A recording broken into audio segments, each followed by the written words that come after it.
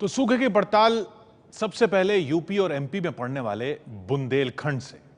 ABP news के संवाददाता उमेश कुमावत ने वहां क्या देखा, पूरी रिपोर्ट आपको दिखाएंगे, लेकिन बड़ी बातें देखिए। बुंदेलखंड में सूखे से बेहाल हैं लोग। मनरेगा में काम न मिलने से लोगों ने गांव छोड़ दिए हैं। गांव में बुजुर्ग, महिलाएं और बच्चे ही रह गए।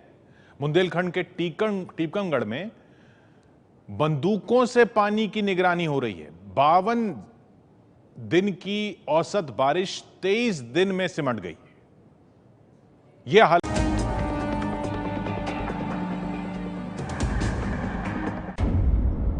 मध्य भारत का इलाका बुंदेलखंड इतिहास में इलाका योद्धाओं के भूमि के तौर पर जाना जाता है, लेकिन एक जमाने में इस इलाके की पहचान डकैतों से भी थी, जो इन बिहड़ों में छुपा करते थे।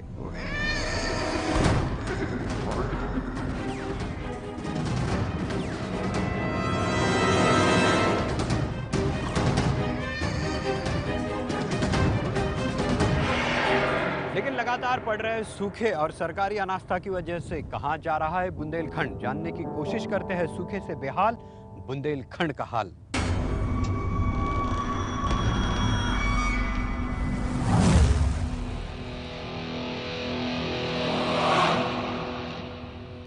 कौन है ये शख्स?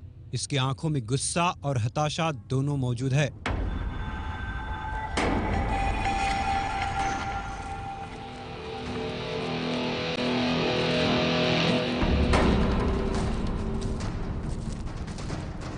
उम्र 60 साल के करीब है, लेकिन इस उम्र में भी इस शख्स की तेज चाल बताती है कि जवानी में खून में कैसी गर्मी रही होगी।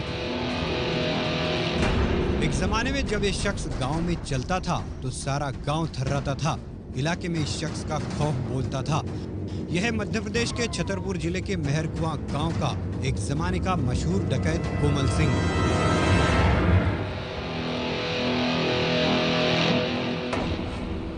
एक जमाने में बुंदेलखंड के जंगलों और बिहड़ों में रहने वाला कोमल सिंह अब इस घर में रहता है, मेहरकुआं गांव में। पुलिस के सामने करीब 15 साल पहले समर्पण कर कोमल सिंह अब गांव में खेती करता है।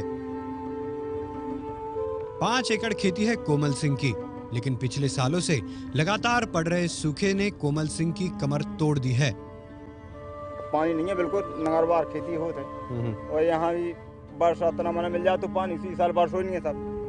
तो बहुत हम लोग तो बहुत परेशान हैं। तो फिर आप इसलिए अब तो कुछ शासन मदद दे हम उनके तो ठीक है, ना तो परेशान तो है, कोई सुनने वाला नहीं था। तो फिर इतने लोगों का परिवार आप कैसे चलाते हैं? तब बाहर जाते और कौन समय पर मऊआ और चरवा गिर गए तो वो बीन बांध के वो भांज के गला पानी ले ले तो इसे हमारा सब काम चला, खर्चा चला तो मजदूरी करी थे और कुछ धंधा है नहीं हमारा। 3 लड़के हैं कोमल सिंह के, लेकिन सूखे की वजह से गांव में काम नहीं मिलने से पलायन कर चुके हैं। 2 दिल्ली और 1 पूना में मजदूरी करता है और खुद एक वक्त का मशहूर डकैत कोमल सिंह सूखे की वजह से 150 रुपए की मजदूरी करता है। इस साल कोमल सिंह ने सोयाबीन लगाया था, लेकिन बारिश ने साथ नहीं दिया और करीब 40,000 का नुकसान हो गया। बंदूक उड़ाई तो अब बुढ़े हो गए, 62 साल की उम्र हो गई, अब वो भी कर भी सक नहीं है कि मैंने अब जंगल भी पकड़ लें तो वहाँ खान से भी कमजोर हो गए, पाउन से ही कमजोर, तो वो तो अब कर नहीं सके थे। अब तो जो कुछ रोटी मिले तो खाने पीने है, भला ही एक टाइम मिले, दिन भर में एक टाइम मिले तो खाने हैं। तो ये ऐसी स्थिति है साहब जो है। अगर इतना खून और तगड़ो हो तो भी बंदूक उठा के घूम जाते जाते लो चलो। तो हमारे आए हैं तो हिम्मत नहीं है, अब का है, ऐसी स्थिति है। सूखे ने बहुत ही खराब कर दिया। सूखे ने तो बिल्कुल सब बर्बाद ही कर दो है। उम्र साथ नहीं देती, वरना बंदूक उठाकर जंगल में चल देते। कोमल सिंह का यह बयान सूखे से परेशान किसानों की हालत बयां करता है। कोमल सिंह को सरकारी मुआवजा भी मिला, लेकिन केवल 13,000। उसका कहना है कि ये तो नुकसान के आधा भी नहीं है और सूखे की वजह से नुकसान तो 3 सालों से हो रहा है। मेरे क्षेत्र, जबकि आप गांव के गांव मेरे क्षेत्र पलायन कर रहे हैं, अब कैसे होता है? अब आदमी कहता है देखिए नक्सलाइट जो पैदा हुआ है, मैं कह रहा हूँ कैसे पैदा हुआ है। जब वो चारों तरफ से घिर जाता है, जब उसको कहीं खाने पीने को नहीं रहता है, कुछ को नहीं रहता है, या तो आत्महत्या कर लेता है या फिर हथियार उठा लेता है। मध्य प्रदेश में बीजेपी की सरकार है और प्रजापति बीजेपी के विधायक हैं और खुद कह रहे हैं कि सूखे की राहत में घोटाला हुआ है, इसकी जांच होनी चाहिए। लेकिन घोटाला नेताओं ने नहीं, सरकारी कर्मचारियों ने किया है और धमकी दे रहे हैं कि ऐसे कर्मचारियों के खिलाफ आंदोलन करेंगे। 100%, मतलब मैं 10% को नहीं कह सकता, 20% लेकिन 80% घोटाला घोटाला घोटाला। घोटाला कर्मचारियों अब किसने किया? कर्मचारियों ने किया, किसने किया? जिसने पैसा दिया उसका मुआवजा, जिसकी जमीन नहीं, जिसकी पड़ती बनी है, जिसमें कुछ नहीं है, जिसमें कुआं खुदा है, जिसमें आपके बिल्डिंग बनी हुई है, मतलब अपने घर में पैसा दो, पैसे आप मुआवजा लो। अब गरीब के पास पैसा नहीं हो, रो रहा है, उसके नाम से आया, उसको नहीं मिल रहा है। सूखे में घोटाले के आरोप कोई भी किस पर भी लगाए, लेकिन आम किसानों का क्या? सूखे का शिकार तो आम किसान ही होता है। कोमल सिंह ऐसे ही किसान तो है।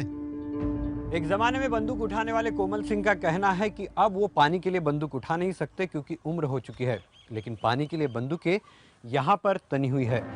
ये है टीकमगढ़ का बरी घाट जो जामनी नदी पर है और यहाँ पर इस पानी की सुरक्षा के लिए ये बंदूकधारी गार्ड तैनात किए गए हैं।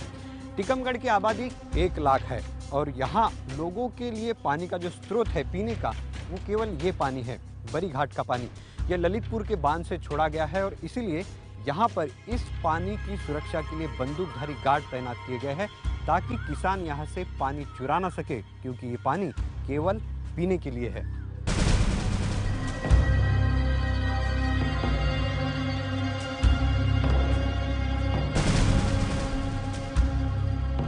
पानी की रखवाली करने वाले गार्ड टीकमगढ़ नगर पालिका ने रखे हैं। टीकमगढ़ का ये बांध मध्य प्रदेश और उत्तर प्रदेश की सीमा पर है और इस बांध से उत्तर प्रदेश के किसान खेतों के लिए पानी चुराते हैं।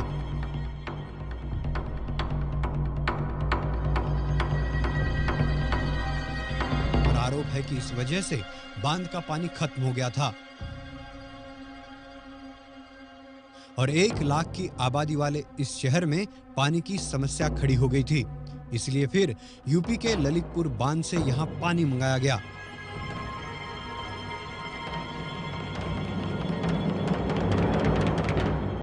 हमारा बरी घाट नदी पूरा सूख चुका था और हमने निवेदन करके अपने मध्य प्रदेश सरकार से और यूपी सरकार से हमने पानी मंगाया।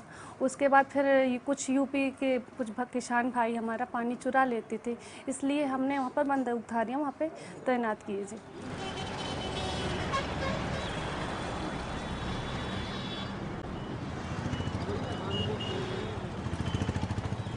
दिन ब दिन शहरों की पानी की समस्या कैसे बढ़ रही है, ये टीकमगढ़ के हालातों से पता लगता है। टीकमगढ़ एक छोटा शहर है जहां आसपास के गांव के लोग रोजगार की तलाश में आते हैं, क्योंकि बुंदेलखंड में कुछ गांव में तो सूखे की वजह से पानी के हालात ऐसे हैं कि बूंद बूंद के लिए तरसना पड़ता है। हम कई बार कहते हैं बूंद बूंद का सवाल है, लेकिन सचमुच यहाँ पर बूंद बूंद का सवाल है और बूंद बूंद पानी टपक रहा है। यहाँ से देखिए, यहाँ से मैं ये वहाँ ऊपर से पहाड़ से पानी आ रहा है और वहाँ आने के बाद यहाँ पर ये पत्ते लगाए गए हैं। उसके बाद यहाँ पर गांव वालों ने एक बड़ी सी लकड़ी लगाई है, इसमें से पानी आता है और ये पानी भरता है। उसके बाद यहाँ के गांव वाले जो है ये पानी लेकर जाते हैं। और किसी ने यहाँ पर सही में एक बात लिखी है, देखिए हमने यहाँ पे पढ़ा, कोयले से लिखी है जल है तो कल है और उसके नीचे लिखा है जल है तो जीवन है। सचमुच जल है तो जीवन है। कितनी दिक्कत है यहाँ पे, देखिए यहाँ के गांव वाले यहाँ पे खड़े हैं, एक एक घंटा एक एक इस तरह से बूंद बूंद पानी भरते हैं लोग। बहुत ही गांव में पानी की दिक्कत है, बहुत समस्या है साहब, पानी की एक एक बूंद के मारते हैं साहब। तो पानी नहीं आता गांव में? नहीं साहब। तो सरकारी पानी कुछ तो आता होगा? नहीं साहब, कोई पानी नहीं आता।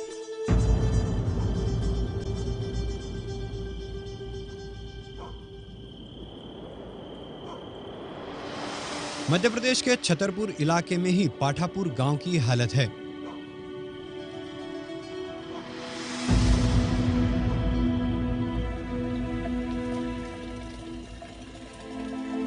यह पूरे गांव के लिए पानी का स्रोत, पहाड़ी से टपकता बूंद बूंद पानी।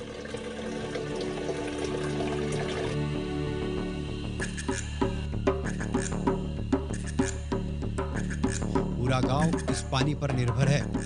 सोचिए, पूरा गांव पानी के लिए करीब 2 किलोमीटर चलकर यहाँ आता है। कई लोग एक साथ पानी के लिए निकलते हैं। क्यों निकलते हैं ये भी देख लीजिए।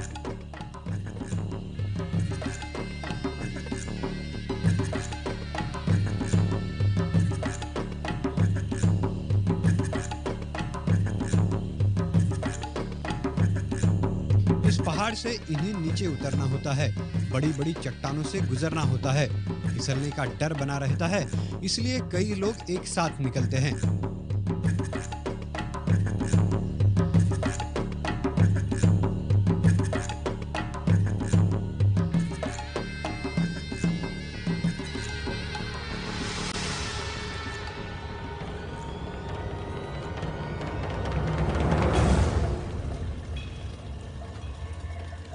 और फिर उसके बाद इस जगह पर आकर इस झरने से पानी भरने का इंतजार।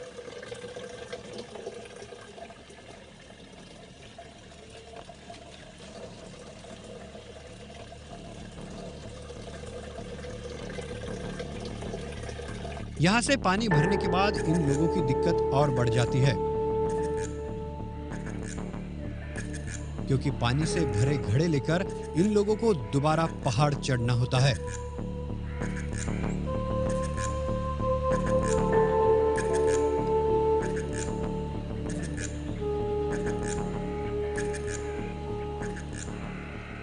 रहीम का एक दोहा है, रहीमन पानी राखिए बिन पानी सब सून। अपने आप में ये कहानी बयां करता है। बुंदेलखंड का पाठेपुरा गांव है, जहां पर ये लोग समझते हैं पानी की अहमियत क्या है, क्योंकि एक एक घड़ा भरने के लिए 1 घंटा लगता है और वहां पर जाकर ये पहाड़ों पर पानी लेकर जाते हैं। हम लोगों को नहीं, जो शहरों में रहते हैं और नल खोल देते हैं तो पानी आ जाता है। इन लोगों को पानी के लिए अपनी जान खतरे में डालनी पड़ती है।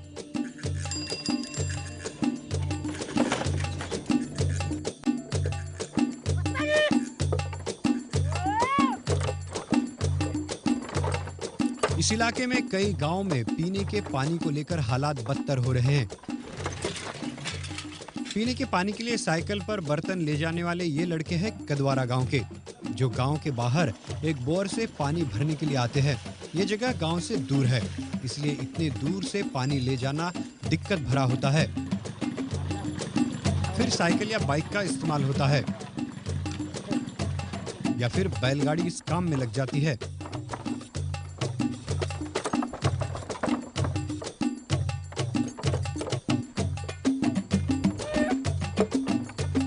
पानी का सारे तई से ले जाते हैं 2-3 किलोमीटर दूर से। इधर यहाँ से 2-3 किलोमीटर है। साइकिलों से डब्बों से भर भर के।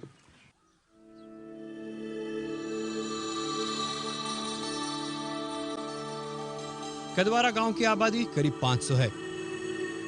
इस बस्ती में 5 हैंडपंप थे, 4 सूख चुके हैं और एक में काफी कम पानी आता है, इसलिए पानी की दिक्कत खड़ी हो गई।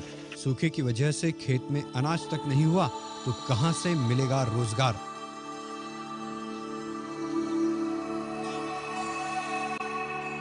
यहाँ पे तो ताला लगा पड़ा है।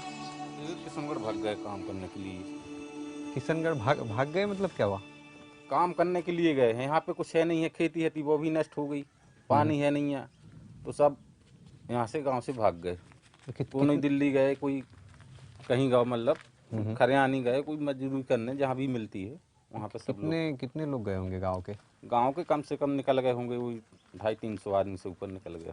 यहाँ पे तो फिर भी लोग तो है यहाँ पे तो बस ये बच्चे हैं, बूढ़े बूढ़े बुजुर्ग लोग बचे हैं बस।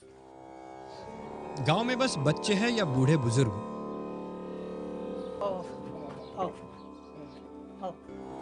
उनमें से ही ये है एक फुलिया, उम्र 90 साल से ऊपर है। 60 साल के उनके बेटे मलखान के साथ रहती है। परिवार की 4 एकड़ की जमीन और 8 लोग। बुजुर्ग फुलिया को इस बात की चिंता है कि बुजुर्गों को मिलने वाली 500 रुपए की पेंशन भी अब बंद हो चुकी है। पेंशन भी नहीं मिलती, रोजगार भी नहीं है, तो खाएंगे क्या?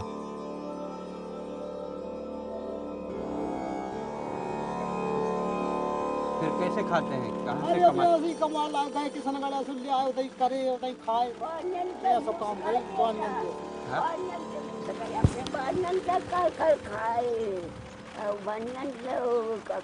क्या खाए? क्या बोले? ले आए खाए, बानियन तेसन ले आए फिर खाए फिर उनको जो कछु पजो से फिर उनको तेरे चिकन लाए हैं खाए। साहूकार से कर्जा लेके खाते हैं? आओ खाता ही है आओ। तो खेती कुछ नहीं है? हाँ खेती कछु नहीं है, खेती सब सूख गई। पिछले 3 साल से बुंदेलखंड सूखे से जूझ रहा है। पिछले कुछ सालों से औसतन 52 दिन होने वाली बारिश 23 दिन पर सिमट गई है। बुंदेलखंड का कुछ इलाका उत्तर प्रदेश में आता है तो कुछ मध्य प्रदेश में। थककर यहाँ के लोग रोजगार की तलाश में पलायन कर रहे हैं। पलायन तो दोनों तरफ है। जो बुंदेलखंड का इलाका मध्य प्रदेश की तरफ है वहां पर भी है, और जो बुंदेलखंड का इलाका उत्तर प्रदेश की तरफ है वहां पर भी है। और देखिए यहाँ पे एक गांव में लिखा है, ये गांव बांदा जिला है, चौबे का पूर्वा इस गांव का नाम है। और यहाँ पर लिखा है गांव में है 100 दिन का रोजगार और शहर में जाना है बेकार। विडंबना ये है कि ये जिस घर के ऊपर लिखा है वहाँ पर ये ताला लगा हुआ है और यहाँ के लोग शायद शहर गए हैं। कहाँ गए चाचा? शहर गए, हरियाणा और पंजाब गए। अच्छा, कब गए हैं? ये गए हैं क्या कहते हैं 6 महीने पहले जा चुके हैं। अच्छा, तो क्या ऐसे बाकी गांव में बाकी भी लोग गए? जी हाँ, बाकी लोग हैं, केवल बूढ़े और बच्चे भर बच्चे हैं यहाँ। बाकी पूरा जो है शहर घर से पलायन कर गए हैं। इसलिए कर गए हैं कि ना तो यहाँ खाने के लिए कुछ है, सूखा पड़ा है, अकाल है।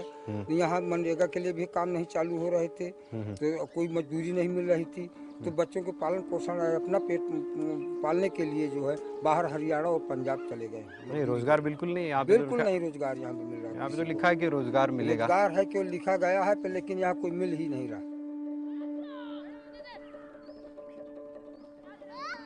उत्तर प्रदेश के बांदा जिले में चौबे का पूर्वा गांव में आप जाएंगे तो आपको गांव की ऐसी तस्वीर दिखाई देगी। सड़क पर खेलते छोटे छोटे बच्चे। और अगर आप किसी घर में जाएंगे तो दिखाई देंगे। है कोई? चाचा आ सकते हैं अंदर? इन नन्हे बच्चों को संभालते बुजुर्ग।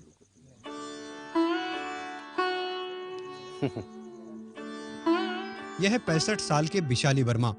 वो अपने 1 साल के छोटे नाती अर्जुन के अलावा और 4 बच्चों को संभालते हैं। ये उनके 2 बेटों के बच्चे हैं जो रोजगार के लिए राजस्थान चले गए हैं।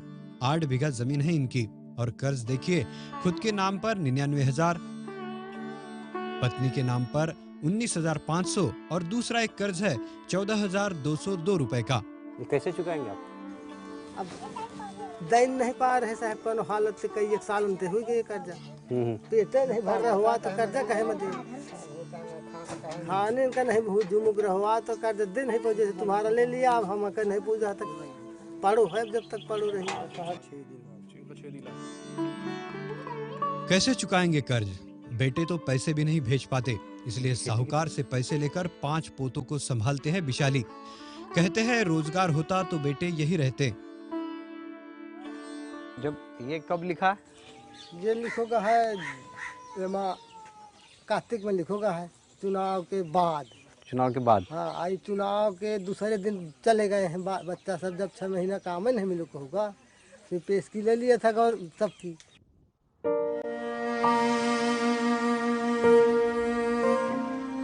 बुंदेलखंड के 13 जिलों में 7 उत्तर प्रदेश में आते हैं तो 6 मध्य प्रदेश में।